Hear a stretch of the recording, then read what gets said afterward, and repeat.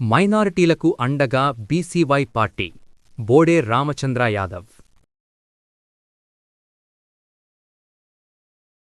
20 నెలల కాలంలో అనేక రకాల దోపిడీ జరుగుతోంది ఈ రాష్ట్రంలో. అందులో ప్రధానంగా జరుగుతున్నది ఏంటంటే భూదోపిడీ.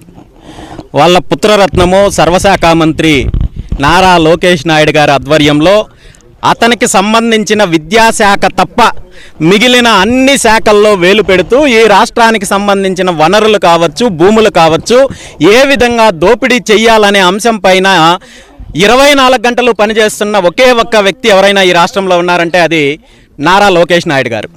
ఈరోజు రాష్ట్రంలో ఉన్న రైతుల భూములు కావచ్చు, దేవాలయాల భూములు కావచ్చు, ట్రస్టులకు భూములు కావచ్చు, లేదంటే ప్రభుత్వ భూములు కావచ్చు, అదేవిధంగా అటవీ శాఖ భూములు కావచ్చు, చివరికి వక్ఫ్ బోర్డు భూములు కావచ్చు, ఎక్కడెక్కడైతే విలువైన భూములు ఉన్నాయో ఆ భూములన్నింటినీ కూడా అభివృద్ధి పేరు చెప్పి, కంపెనీల పేరు చెప్పి కాజేసే ప్రయత్నం చేస్తున్నారు తప్ప ఇందులో రాష్ట్ర అభివృద్ధి గురించో లేదంటే పారిశ్రామిక అభివృద్ధి గురించే ఏమాత్రం కాదు అనేది గత 10 సంవత్సరాల కాలంలో జరిగిన భూసేకరణ అంశాన్ని మనం తీసుకున్నట్టయితే 2014 నుండి 19 వరకు అధికారంలో ఉన్న చంద్రబాబు నాయుడు గారు అధికారంలో ఉన్నప్పుడు చేపట్టిన భూసేకరణలో ఎక్కడ అభివృద్ధి జరగలేదు, కంపెనీలు రాలేదు.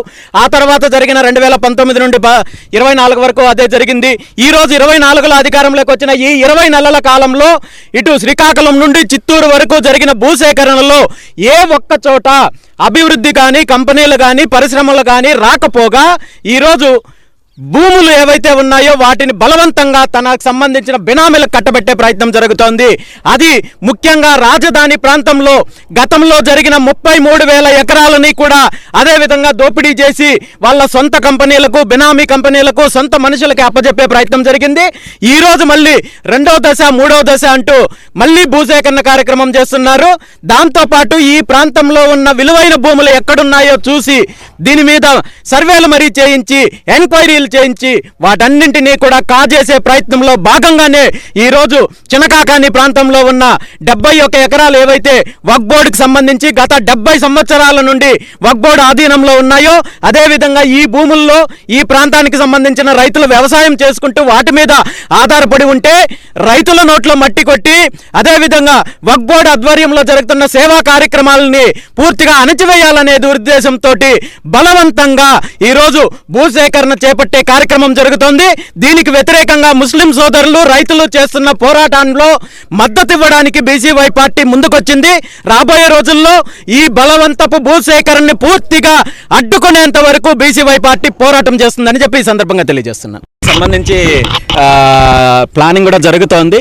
ఖచ్చితంగా ఈరోజు ముఖ్యంగా ఈ రాష్ట్రంలో రాజధాని అనేది ఒక నిజంగా చెప్పాలంటే ఒక బాధాకరమైన అంశం ఏంటంటే రాజధాని అనేది వీళ్ళ యొక్క అవినీతికి కేంద్రంగా చేసుకుని ఈరోజు రాజధాని ప్రాంతంలో భూసేకరణ జరుగుతోంది.